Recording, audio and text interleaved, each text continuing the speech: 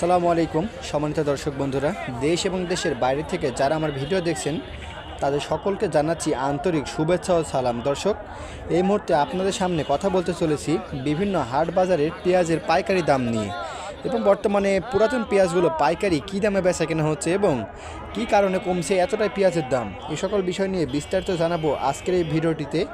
তাই না টেনে সম্পূর্ণ ভিডিওটি দেখুন। আর আপনি যদি আমাদের চ্যানেলে নতুন হয়ে থাকেন, আমাদের এসএম এগ্রো চ্যানেলটি সাবস্ক্রাইব করবেন যাতে পরবর্তী যে কোনো ভিডিও সবার আগে আপনার কাছে পৌঁছে যায়। দর্শক, বর্তমানে বিভিন্ন হাট বাজারে যেমনটা আমরা বানেশ্বর দিকে যদি খেয়াল করি, সামনে যে পেঁয়াজটি দেখতে পাচ্ছেন, এই পেঁয়াজটি সর্বোচ্চ দাম উঠেছে 4200 টাকা এবং যে এটা সর্বোচ্চ ভালো মানের, এই জন্য 4200 টাকা উঠেছে। আর যেটা একেবারে একটু খারাপ, কালারটা খারাপ, সেগুলো আজকে বাজারে বেচা কেনা হচ্ছে 4000 টাকার মতো।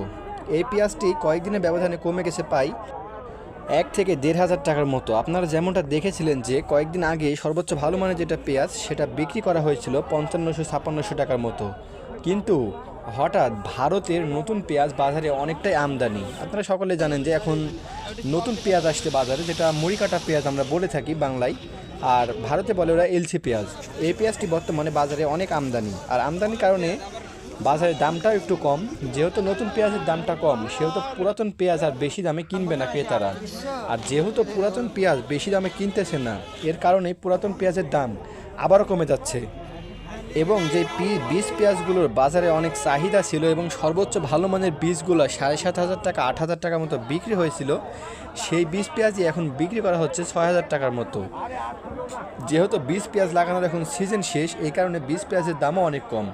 তবে নতুন পেঁয়াজের আমদানির কারণেই পেঁয়াজের বাজার এতটাই কম, এটাই হচ্ছে পেঁয়াজের দাম কমার মূল কারণ।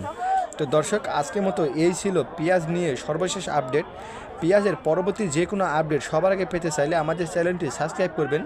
আর আপনাদের নিজ নিজ এলাকায় পেঁয়াজের বাজার কত যাচ্ছে অবশ্যই আমাদেরকে কমেন্ট করে জানিয়ে দিবেন। ধন্যবাদ।